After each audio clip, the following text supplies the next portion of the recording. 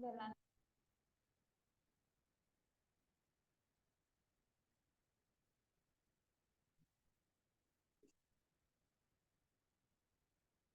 Hola, muy buena tarde.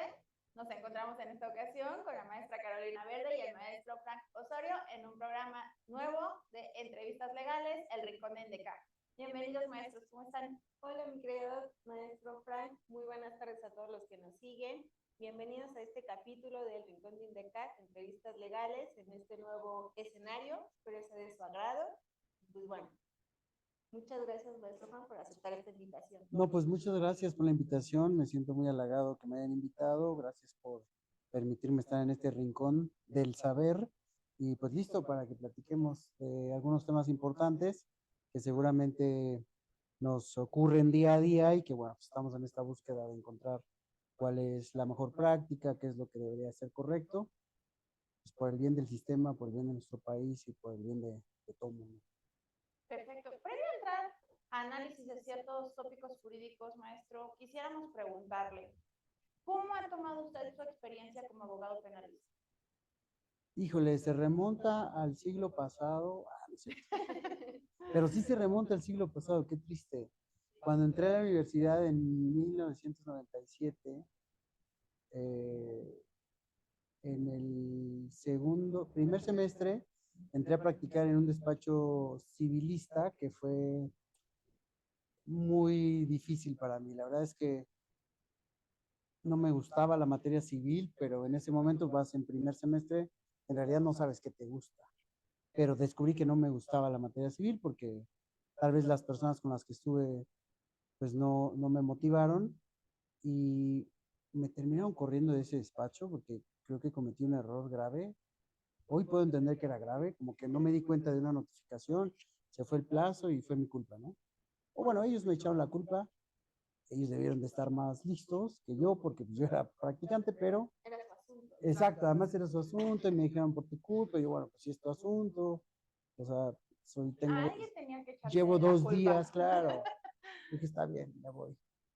Y después, a la semana siguiente, decidí con un amigo que íbamos a pedir ser meritorios en un juzgado penal en Querétaro. Y así fue. Entramos al juzgado primero, que está entrando luego, y nos dijeron que teníamos que ir a hacer nuestras prácticas, llevar nuestros documentos. Nos hicieron, fíjate nada más, porque es del siglo pasado, nos hicieron un examen de mecanografía en una máquina de escribir mecánica, ni siquiera eléctrica, mecánica. Pasamos el examen, listo. Al día siguiente estábamos de practicantes y ahí técnicamente en primer semestre empecé a practicar el derecho penal. En teoría debería de saber el triple de lo que sé porque llevo solo haciendo derecho penal desde entonces, pero tristemente no es así. Pero desde entonces la verdad es que no he practicado otra cosa. Lo poquito que sé lo sé de penal y me ha gustado muchísimo. Entonces me apasiona. El, Practiqué el sistema anterior, desde luego. Después vino la reforma y demás, pero era ahora lo creo como un lujo haber trabajado en el sistema anterior, donde había careos, donde había que hacer acuerdos, donde había declaraciones preparatorias. Digo, todas las hay, pero pues ya no es la regla, ¿no? Entonces estuvo muy padre, tomé muchísima experiencia de los jueces con los que estuve trabajando, que tienen toda mi admiración. La juez Rebolledo Gloria fue quien me recibió, el juez Enrique Ramírez, olvídate, súper juez en Querétaro, ya está retirado. Y, y ya, vamos, ahí fue como mi iniciación en el derecho penal. Y a partir de ahí, después de que fui servidor público, porque estuve 3 años en juzgados penales, decidí comenzar a litigar y pues hasta la fecha. Y en ese andar como meritorio, como servidor público, ¿qué buenos y malas prácticas lograste ver en el sistema anterior comparado con este sistema? No, pues la verdad es que no terminaría. Hay muy buenas prácticas, muy malas prácticas eh, en ambos sistemas. Pero yo pongo una de ejemplo del sistema anterior que no me van a dejar mentir quienes litigamos el sistema anterior, que la mayoría de los estados de la República, cuando ofertabas un testigo, o bueno, más bien, cuando ofrecías la ampliación de declaración de un testigo o la declaración de un testigo, había que señalar la clase de testigo, es decir, teníamos que decir, ofrezco la ampliación de declaración del testigo de preexistencia y falta posterior, Juan Pérez. Ofrezco la declaración del testigo de identidad cadavérica, María Gómez. Y si solo decías, ofrezco el testimonio de Juan Pérez, el juzgado te prevenía para que le dijeras qué tipo de testigo. O sea, había que decir si era de buena conducta, de mala conducta, de preexistencia, de identidad cadavérica, etcétera. Había muchos tipos de testigos en la práctica, pero si revisabas los 32 códigos locales más el federal, pues ningún código nunca ha establecido una clasificación de testigos de esa naturaleza. Entonces, una mala práctica que se postergó por décadas y que, bueno, al día de hoy, si tomamos un expediente del sistema mixto tradicional, podemos encontrar estos títulos de ampliación de declaración de víctima querellante. Y esta es una mala práctica que además algunos jueces empezaron a imponerla como una obligación procesal cuando no era así. Entonces, la recuerdo con, es decir, como si fuera ayer, porque muchas veces me previnieron en algunos estados de la República y yo no sabía qué ponerle. Entonces, es que no sé si es de buena conducta, de mala conducta, buena onda, mala onda. No sé qué ponerle, o sea, no sé cómo se llame, pero pues ahí le inventamos algo. No hay en realidad una norma que permita eso. Entonces, se los digo a mis alumnos porque cada que les pregunto qué tipo de testigos existen en el sistema acusatorio, el primero que me contestan es testigo de oídas. Y bueno, ahí entra el debate. Primero, el testigo no es de oídas. El testigo es testigo, en todo caso el testimonio es de oídas, ¿no? Pero el testimonio de oídas o el testigo mal llamado de oídas no es un tipo de testigo. El tipo de testigo es o testigo regular o testigo experto regulado o no regulado. Pero estas malas prácticas que vamos arrastrando nos van alejando de las buenas prácticas que deberíamos de estar ejecutando, ¿no? Y que incluso el tema de hoy tiene que ver mucho con malas prácticas, que seguramente quienes nos están viendo se podrán identificar de cómo es que en lugar de avanzar, me parece, desde luego en mi humilde opinión, que vamos en un retroceso del sistema, aplicando instituciones mal expuestas, que no dominamos o que ni siquiera el legislador pudo plasmar de manera correcta en la legislación aplicable en México, tanto en la Constitución como en el Código Nacional y algunas otras leyes especiales. En el sistema anterior, este tema que mencionas tenía impactos de exclusión probatoria, por supuesto, pero tomando en consideración este tema de exclusión, en este sistema actual, ¿consideras que esta mala práctica está trascendiendo también en este acusatorio? Sí, fíjate que el tema del que vamos a hablar el día de hoy, que es de regla de exclusión, es un tema que me apasiona muchísimo, que debemos de mejorarlo, es decir, incluso platicado con colegas todos los días, con algunos jueces, es un tema que no termina de estar claro y como no termina de estar claro, pues cada quien tiene su verdad, ¿no? Tengo mi verdad, cada quien tiene su verdad y pues hay que ir a la alzada, que también tiene su verdad, y el amparo solidario, o sea, el juzgado de distrito o amparos directos con los juzgados, con los colegiados, es complicado. O sea, yo sí creo que tenemos que hacer algo desde la práctica o cada quien poniendo nuestro granito de arena para evitar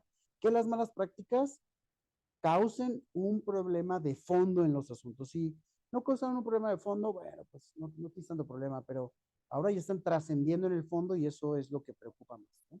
Y les pongo un ejemplo, seguramente a ustedes les ha pasado que si están, digamos que con este ejemplo comenzaríamos el tema, pero si están ante un tribunal de enjuiciamiento y solicitan la exclusión de alguna prueba, el juez inmediatamente te contesta, eso debió ser en la intermedia. Eso no es debate para, ¿dónde estudia abogado? ¿Qué no sabe? O voy a traer el de oficio porque usted conoce el sistema, ¿sabes? Y bueno, esto es un error. Pero es un error porque el sistema está diseñado respecto a regla de exclusión de manera equivocada. O sea, la propia narrativa del Código Nacional o nos orilla a confundirnos con la regla de exclusión. Pero, por ejemplo, los gringos, en el sistema acusatorio que ellos manejan, por ahí desde 1880 establecieron la regla de exclusión y la mejoraron en 1920 con el caso Silverton Lumber Company contra Estados Unidos, que habla de regla de exclusión, pero este caso de 1920 habla de la doctrina del fruto del árbol envenenado. Todo aquello que se obtenga derivado de un acto ilegal o ilícito, como evidencia secundaria, también tiene que ser excluido. Pero la regla de exclusión per se indica que todo lo que se obtenga en violación a derechos fundamentales, en el caso de México, tiene que ser excluido, ¿no?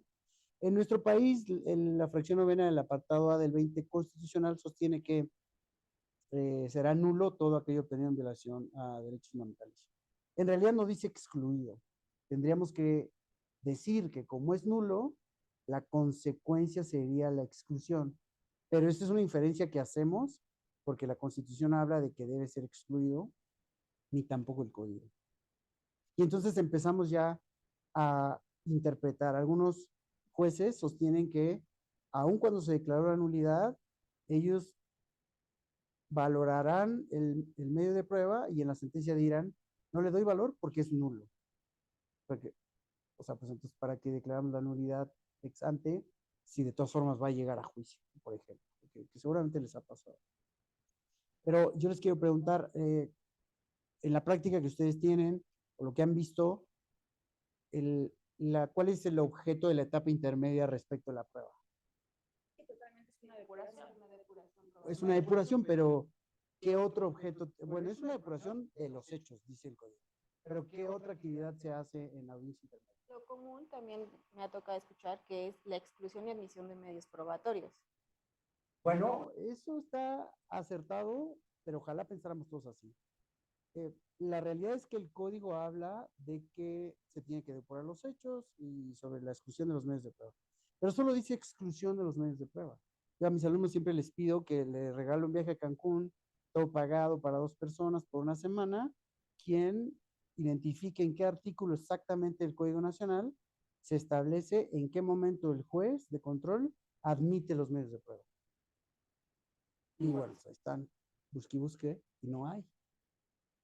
Entonces, si bien el título habla de admisión de medios de prueba, la realidad es que no está regulado en el Código Nacional la admisión.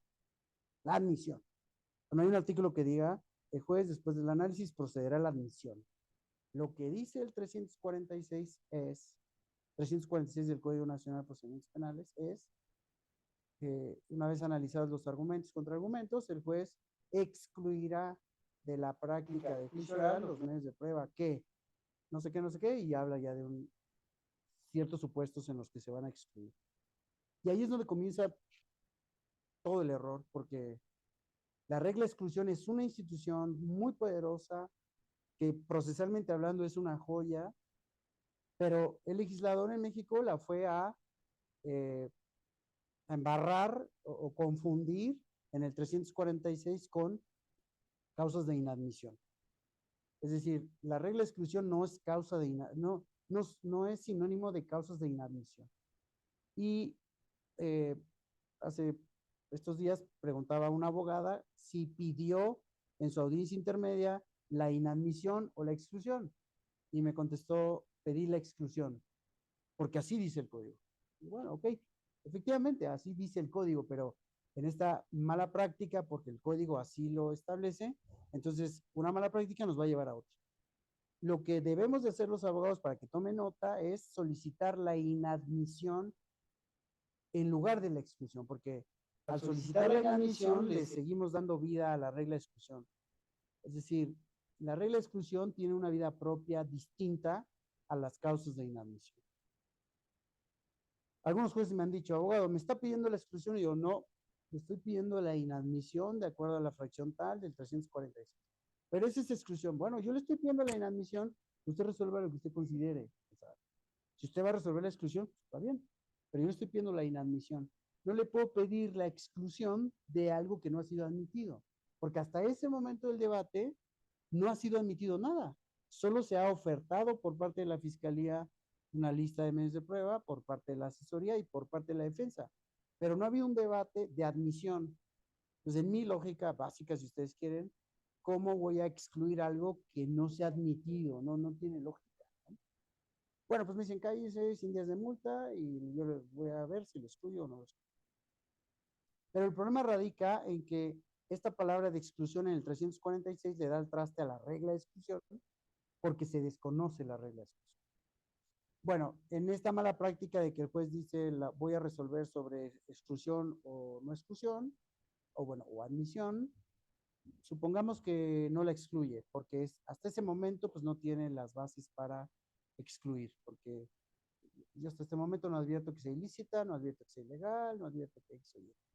Pues claro que no lo advierte porque no se desahoga en su presencia, porque seguramente la causa de ilicitud, la causa de ilegalidad o cualquiera otra que pueda motivar a su inadmisión, pues no se desahoga, a su exclusión, perdón, exclusión como regla de exclusión, pues no se desahoga ahí. Entonces él termina diciendo, la admito, no la puedo excluir porque no tengo información. Entonces vas a juicio y le dices al juez, bueno, ahora que usted ya escuchó que este medio de prueba fue obtenido en violación de derechos fundamentales o que el registro de cadena de custodia no garantiza la mismidad, etcétera, solicito la exclusión a media audiencia de juicio. Y el juez termina diciendo, abogado, ¿sabe del sistema? Eso debió ser en la etapa intermedia. Y con esta jurisprudencia que salió en diciembre del 2019, en donde se establece que en el amparo directo solo se analizan situaciones que ocurran a partir de la audiencia de juicio, técnicamente pues le da al traste, es decir, tendríamos que después de la audiencia intermedia intentar el amparo directo y bajo este argumento de que no es de imposible reparación la exclusión o la inadmisión o lo que estés diciendo, pues el juez de amparo se lava las manos y te manda con esos medios de prueba que no debieron de ser admitidos, sino debieron de ser inadmitidos, te manda a juicio. Y en juicio lo único que te quedaría es pedir la exclusión y cuando la pides, pues es decir, no tiene aplicación porque el juez te va a decir, eso era allá atrás, ¿no?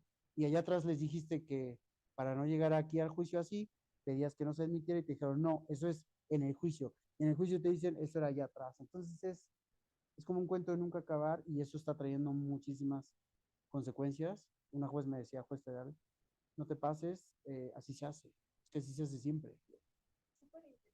La verdad a mí me genera muchísima duda esto que comentas, la verdad, porque pues la idea que yo tenía era en atención a un amparo directo en revisión que de la Corte, en donde se establece que, pues bueno, cada etapa se va cerrando y va sucediendo una a otra. Y por lo tanto, en torno a la prueba ilícita, si es en etapa intermedia, se solicita la exclusión.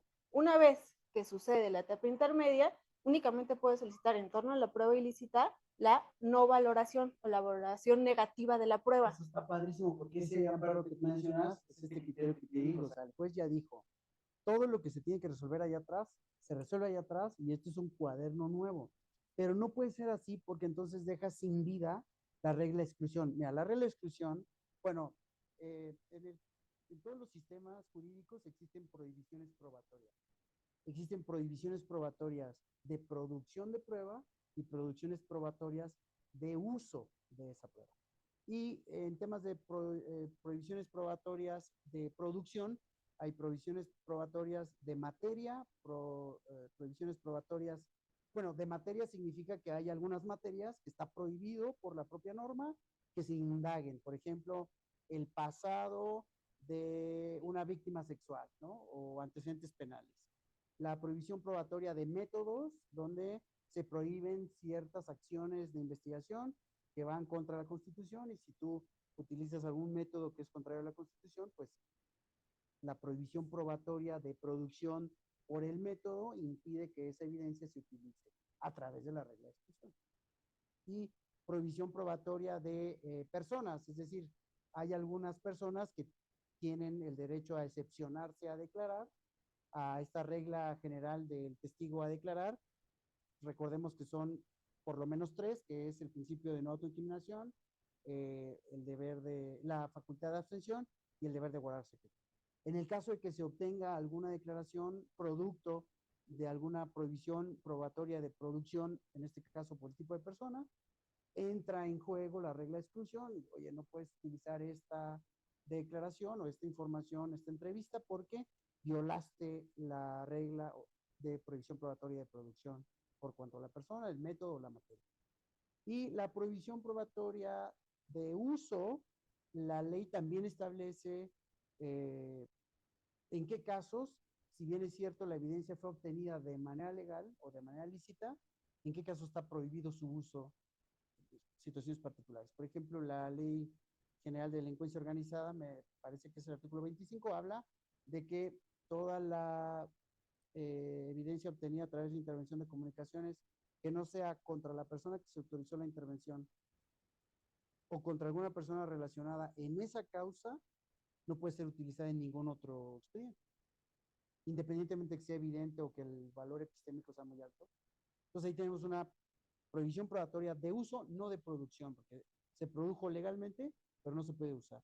Y si se usa, en automático la regla de exclusión entra en funciones, digamos, y se tiene que excluir. Entonces, analizadas las prohibiciones probatorias, puedes detectar cuando un dato de prueba ha violado alguna de estas prohibiciones. Y si lo viola, en nuestro país tendrías que seguir dos caminos. El típico es pedir la nulidad, porque así lo dice el código, aunque el código establece ciertos plazos, que es donde ya no nos alcanza de pronto el tiempo, nos damos cuenta muy tarde, etcétera.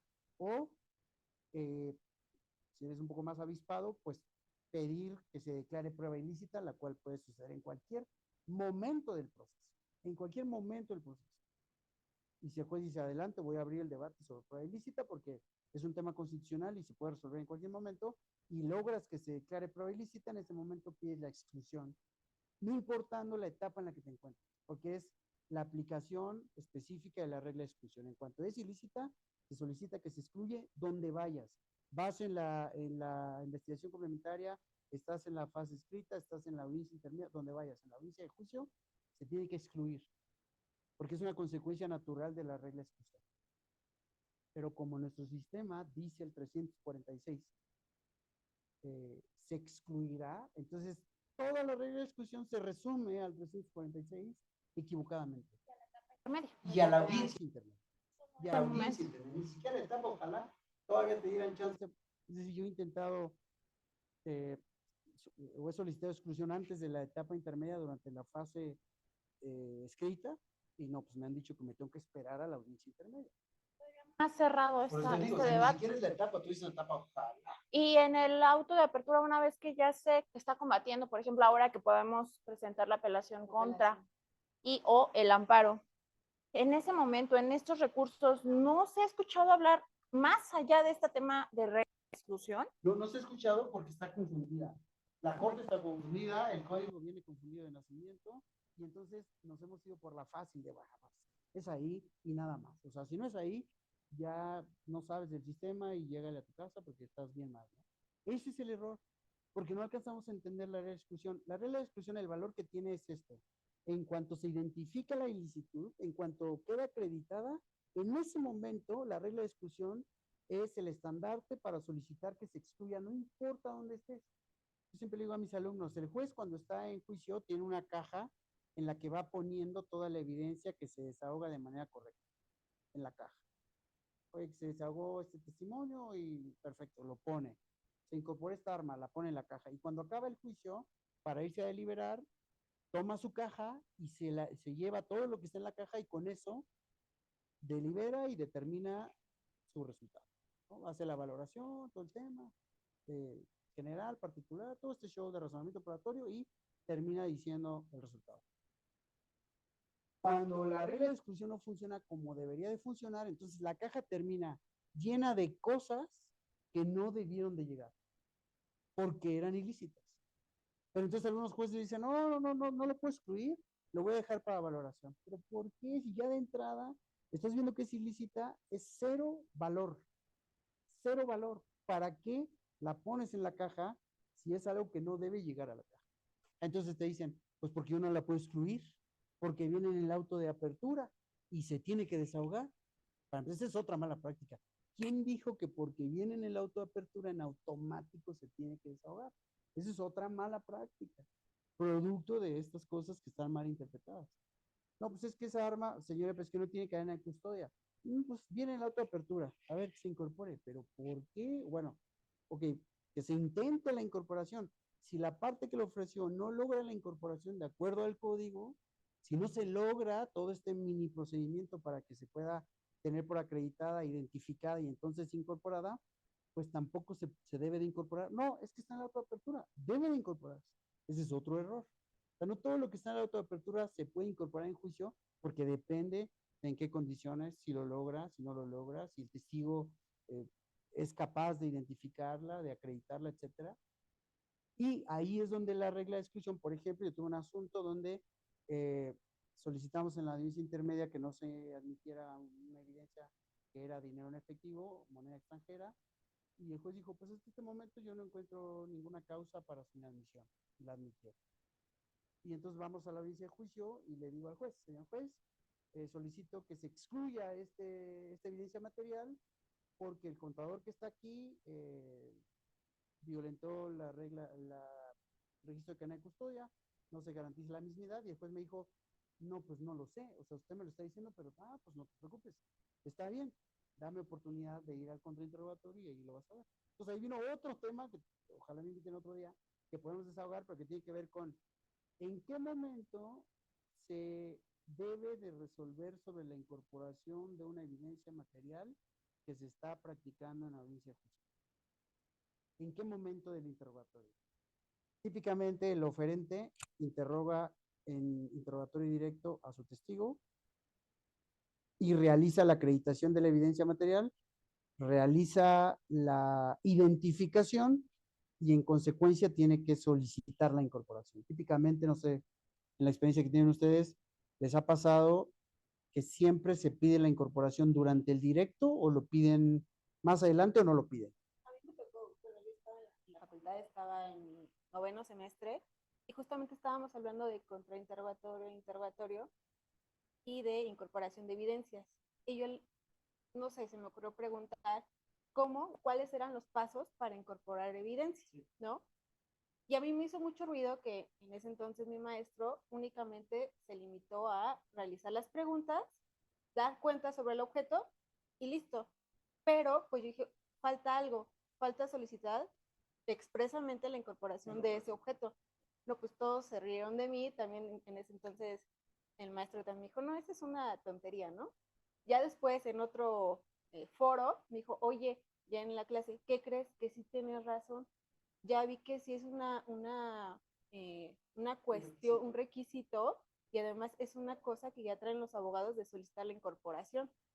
Y dije, bueno, pues entonces sí o no.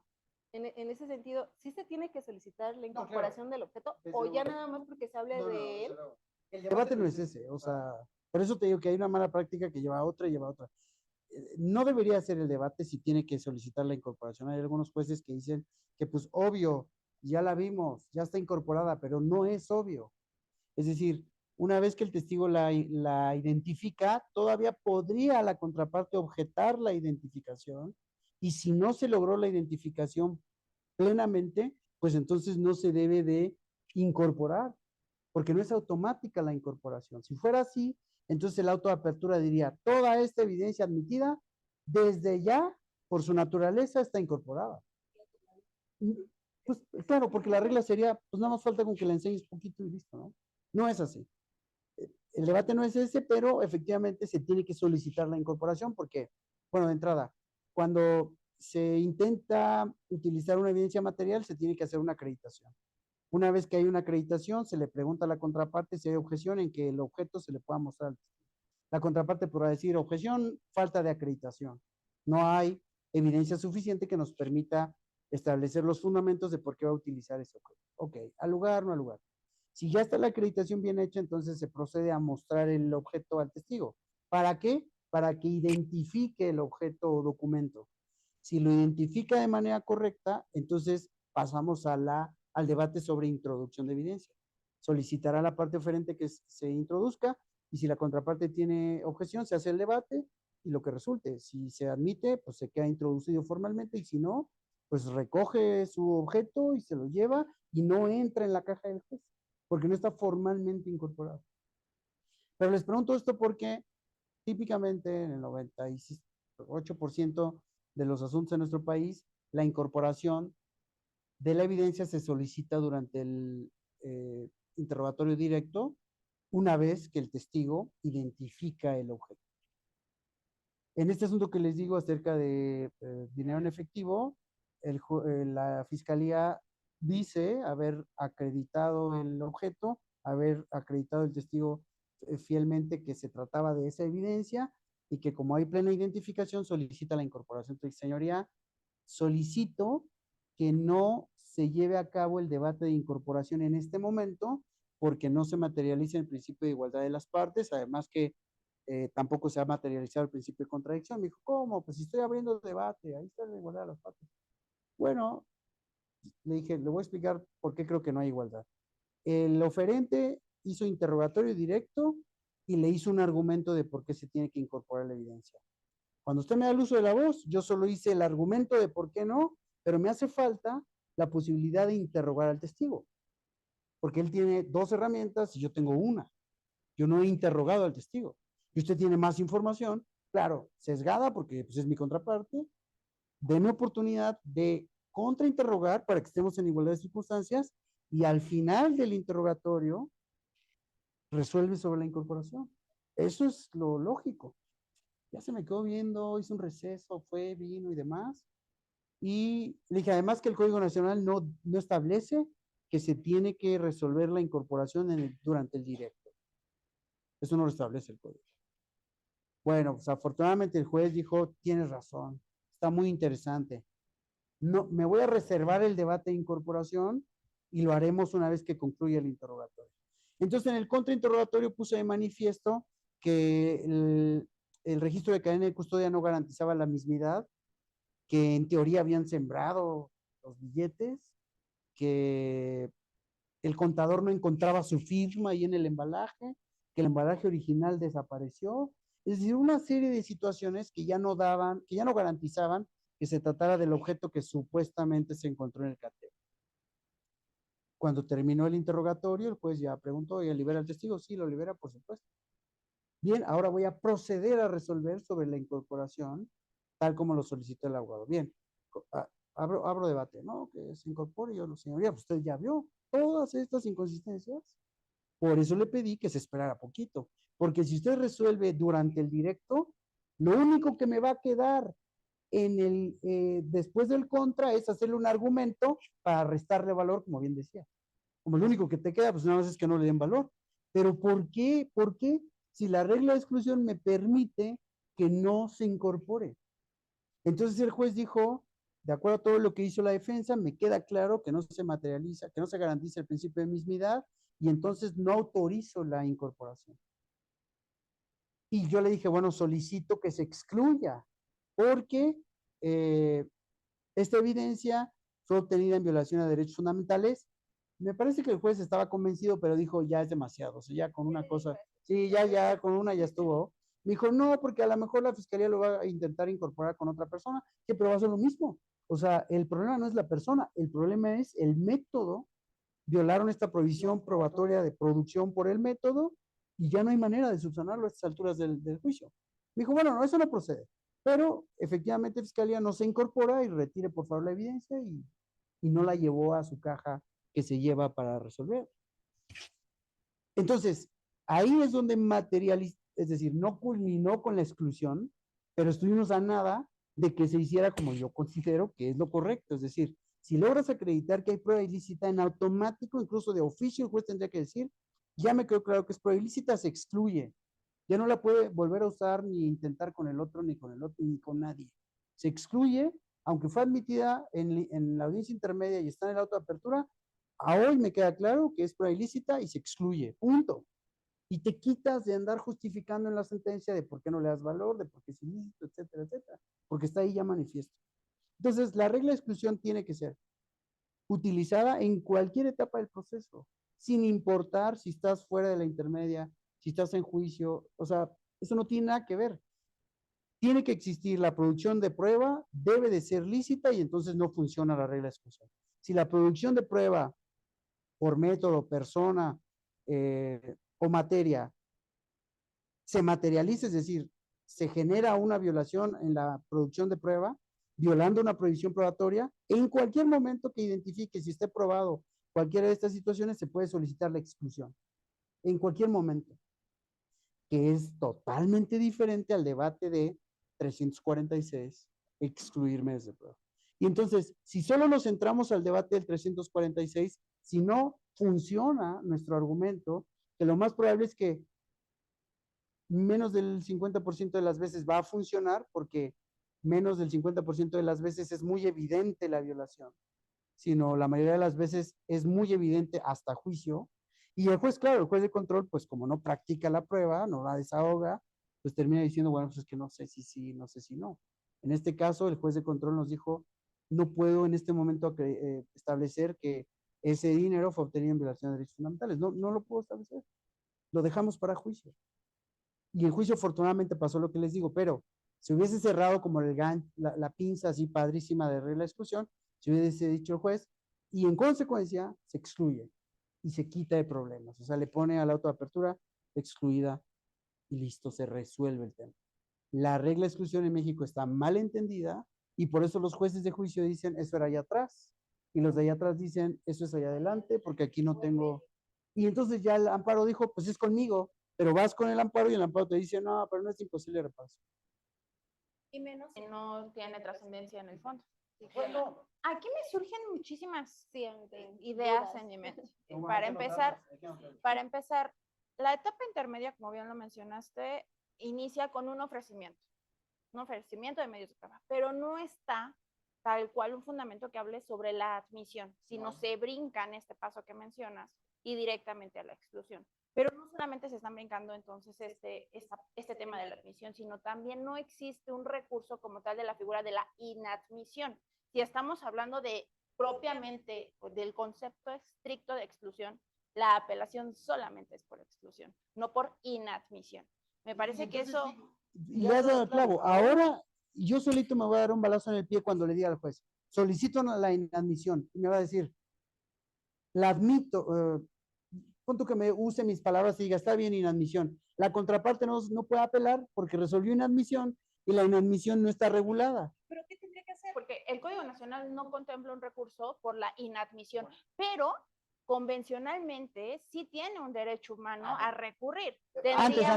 Antes de llegar hasta allá, tendríamos que entender que o sea, el 346 estuvo mal hecho y ahora el parche está más grande que el otro parche. O sea, ahora te da la posibilidad de apelar sobre la exclusión, pero otra vez, o sea, la palabra exclusión no debe de estar en ese artículo porque se confunde esa exclusión con la regla de exclusión, que es otra cosa.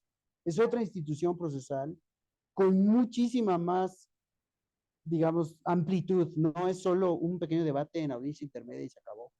Entonces viene otro problema. O sea, hubo una reforma que todos dijimos, padrísimo, porque al fin puedo apelar la inadmisión, pero en teoría no podrías, pero tendrías que asumir, o sea, yo tendría que decir en mi audiencia intermedia, pido la exclusión para que el juez la resuelva desfavorable y yo pueda apelar mi propia petición equivocada en términos de usar la palabra exclusión. Porque si yo mismo quiero como revolucionar la onda y digo, es inadmisión, dice juez, pues resuelvo tu inadmisión en contra, entonces, es decir, como que una práctica mala nos lleva a otra mala práctica y sucesivamente vamos. Por eso digo que nos estamos alejando de las cosas buenas que deberíamos estar haciendo. Esta regla de exclusión, en verdad, les pido que lo reflexionen ahí en su despacho donde estén viéndonos. De pronto dirán, es que es una jalada porque todo se puede, porque hay salida. No lo creo. O sea, el valor, el poder que tiene la regla de exclusión en un proceso es altísimo. Y en México lo estamos minimizando a frases como, viene en la autoapertura, lo tengo que desahogar. Eso era ya en la intermedia, abogado, que usted no sabe. O aquí no me pida la inadmisión porque eso no existe, pídame la exclusión. Y cuando tú les hablas de regla de exclusión fuera de esta audiencia intermedia, en cualquier otro momento que no es juicio, te terminan diciendo, espérese a la audiencia intermedia porque ahí es el debate de exclusión. Sí, justo. O Y eso es el error. Si yo advierto una evidencia que fue obtenida ilícitamente en la etapa de investigación, ¿cómo podría solicitar la exclusión de algo que no se ha admitido? Bueno, es que ojo, por eso te decía que la confusión hasta dónde nos lleva. En la regla de exclusión se produce la prueba y se pide que se excluya del proceso donde se encuentre. Admitida, no admitida, utilizada, no utilizada. Si hubo una violación en la producción de la prueba, se solicita que se excluya del proceso para que no se use en ningún momento, en ninguna etapa, en ningún supuesto. Yo decía, esta frase que tú usas, ¿cómo en la audiencia intermedia voy a pedir la exclusión de algo que no se ha admitido? ¿Por qué? Porque se supone que voy a pedir la exclusión de un medio de prueba, por eso hago esa analogía, o sea, está tan mal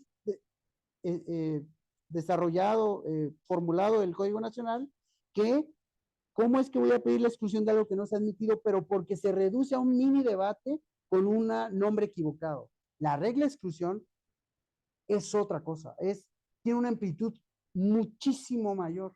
Por eso es que puedes pedir la exclusión en cualquier momento.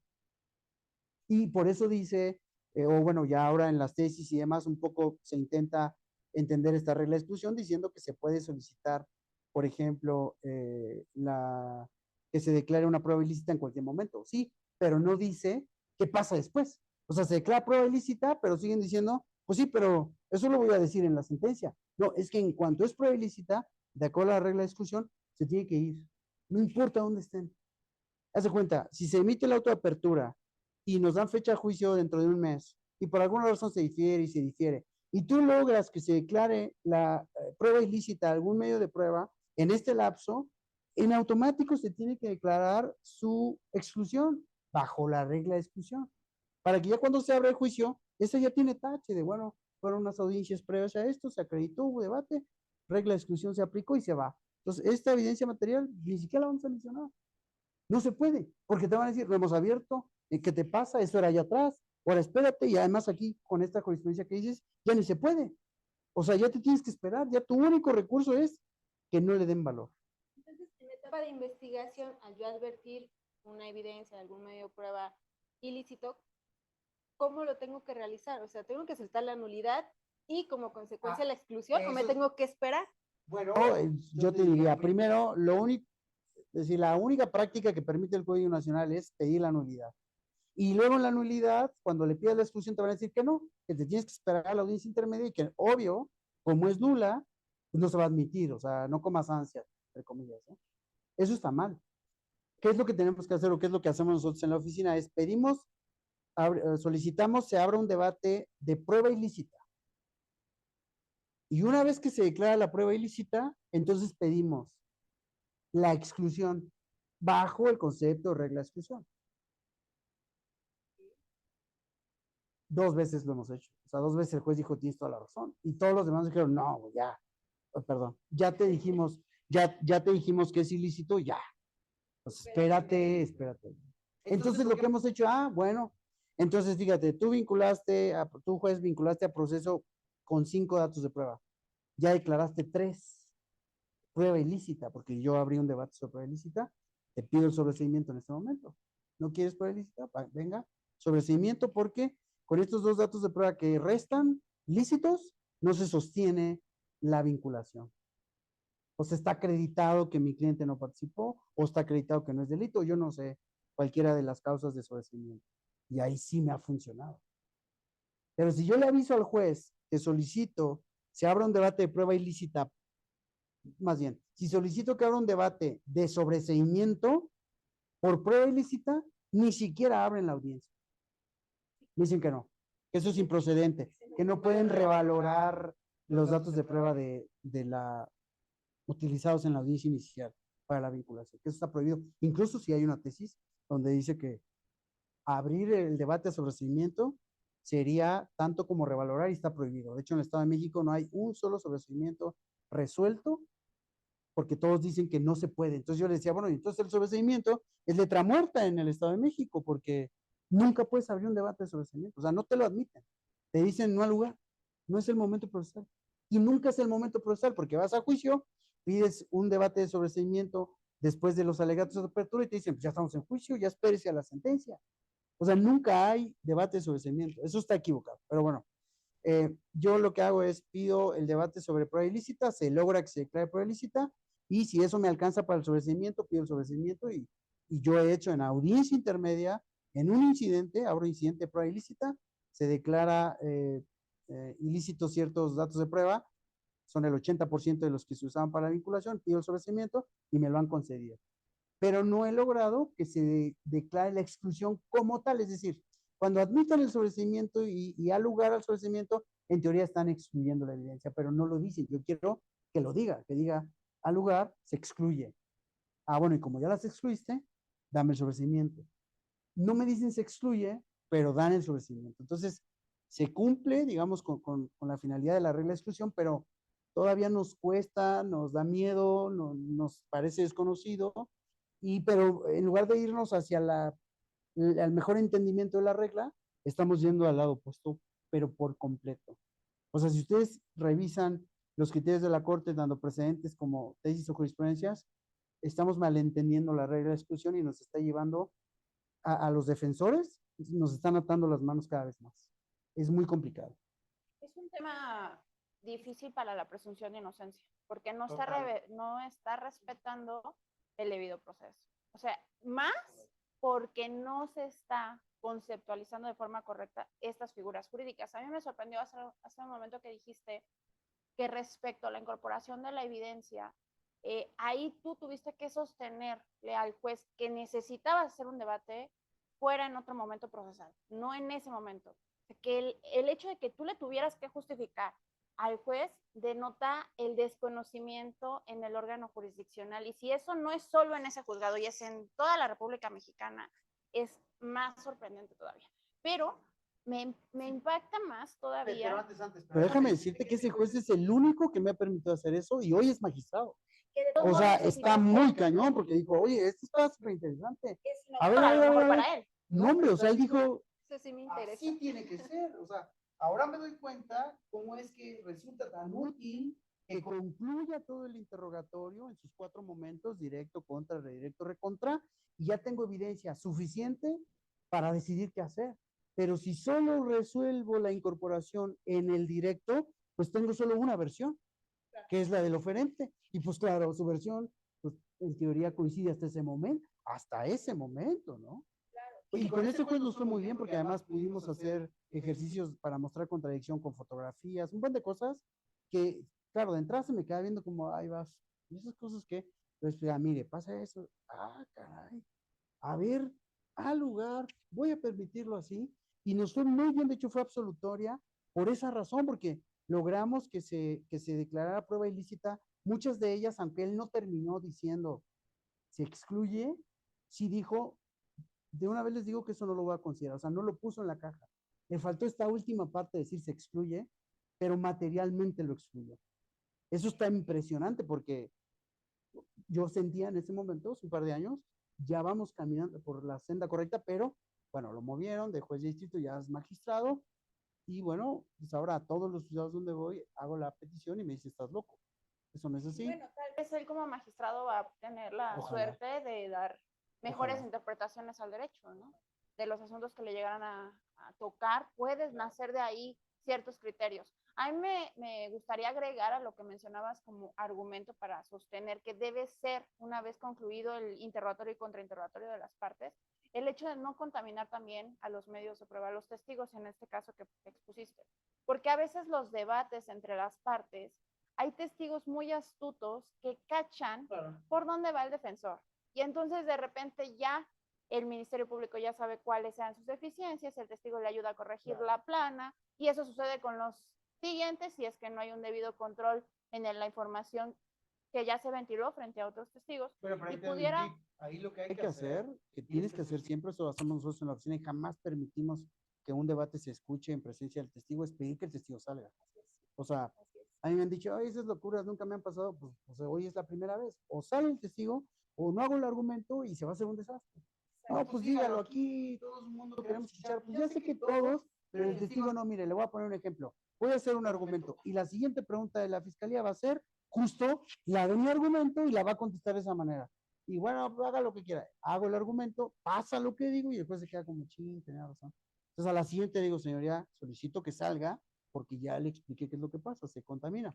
Al lugar, saquen al testigo. Y listo, lo resuelves, ¿no? Pero no todos permiten sacar. Pero si llega al fondo, va a terminar en una reposición. No, El problema es reposiciones cuando son ese tipo de cuestiones, cuando pudieran ser absoluciones sin necesidad de condenas con reposiciones o absoluciones con reposiciones, porque a veces de repente una absolución, cuando la víctima, el asesor jurídico del Ministerio Público lleva a cabo un recurso, ya sea apelación, amparo, hay reposición.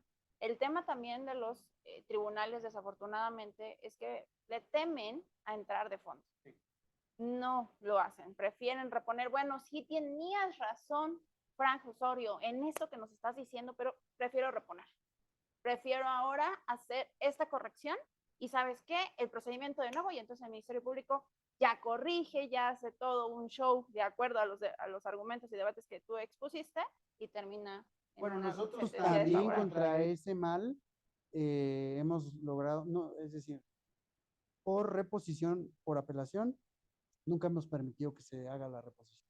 O sea, hemos presentado amparo, hemos ganado el amparo para que vayan al fondo, pero no hemos permitido que se reponga, porque es una segunda oportunidad. No, olvídate, claro, Todo ven el el contra video, que ya preparaste, claro, ya ven el sabes que video van y a el policía llega como si conociera y como si supiera. Claro, pues ya lo vieron. Entonces, a nosotros no nos han podido pegar por ahí en términos de que nos obliguen a la reposición, porque, o sea, nos oponemos, presentamos los recursos que se presentan y logramos que no se reponga, sino más bien que se entre al asunto, porque obvio es deficiente y tiene que ser absolutoria, de fondo. Aunque claro, la sala, cuando llega el amparo en cumplimiento de ejecutoria, se enojan, así, pues te confirmo, no importa. Yo lo que quiero es salvar mi juicio, que estuvo impresionante, y quiero salvar lo que ya hice y no darte oportunidad de que lo vuelvas a hacer a la fiscalía. Pero eso pasa, o sea, te digo, es una mala práctica después de otra, después de otra, después de otra, que le da el traste al tema que nos ocupa hoy, a la regla exclusiva. O sea, no está entendida y mucho menos aplicada.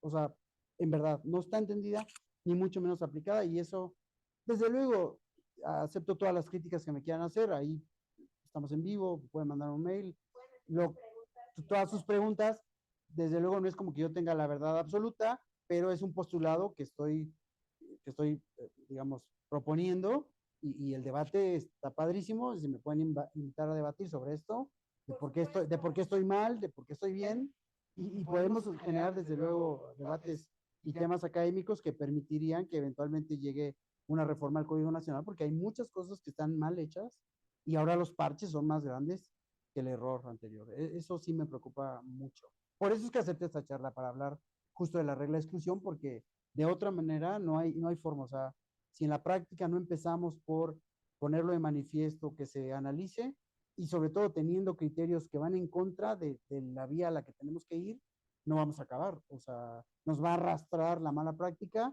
por encima de la buena práctica. Claro. Esa casa INDECAC es tu casa. Las puertas están abiertas para todos los proyectos académicos que se puedan estimar. Tienes muchísimos temas interesantes que exponer y me parece que la academia es la forma de trascender a esas reformas. Claro. Solamente sumando más abogados como tú, de brillantes, que innoven también en estos temas jurídicos, me parece que puedes generar una transformación del derecho. Y no solamente eso, estas correcciones de malas prácticas y de las buenas prácticas que sí se sigan permeando, me parece que también considerar y ser muy conscientes que impactan en la libertad de una persona o en el acceso a la justicia de alguna víctima.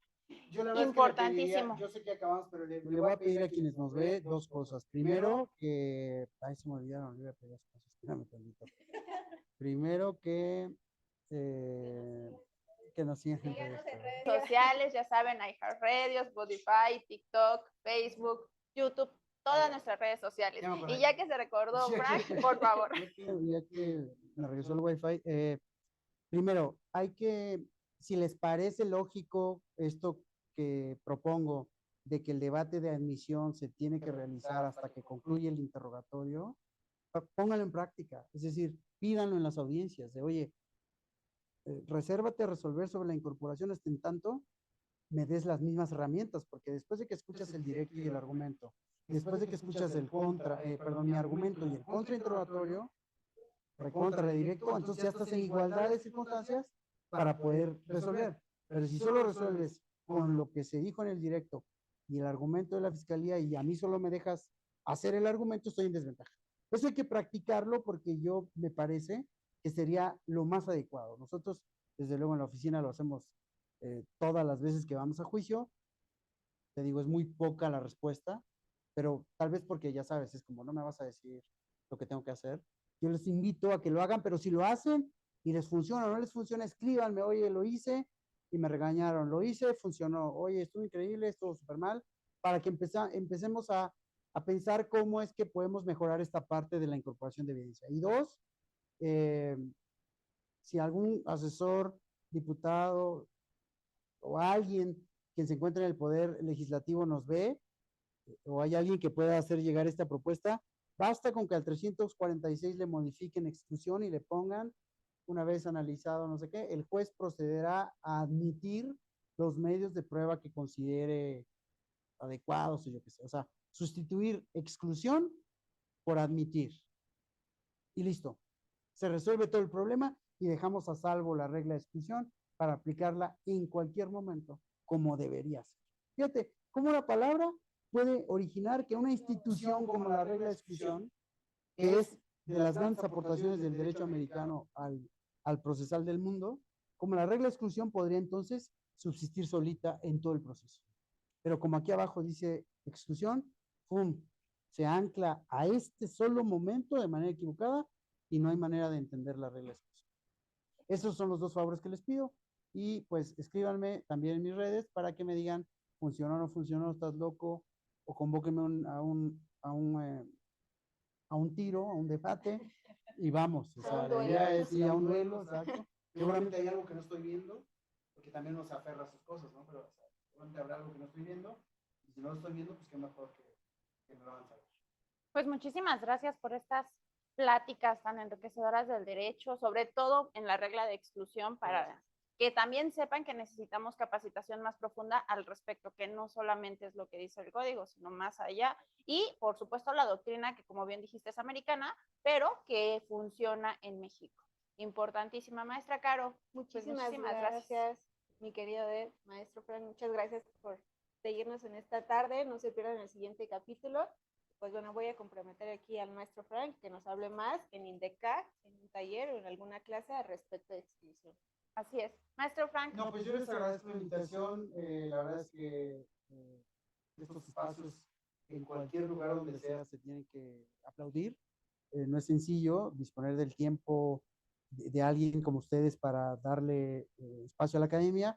Entonces lo agradezco en el alma. De verdad que estoy muy honrado también de estar aquí y las felicito por estas nuevas instalaciones, los felicito por el trabajo que hacen y estoy a sus órdenes. Y saludos a todos los que se conectaron y a los que lo verán más tarde, pues también saludos. Muchísimas gracias. No olviden en conocer todos nuestros proyectos académicos que se encuentran en las redes sociales de INDECAC y bueno, pues los invitamos a nuestro siguiente capítulo. Que tengan todos excelente tarde. Bye.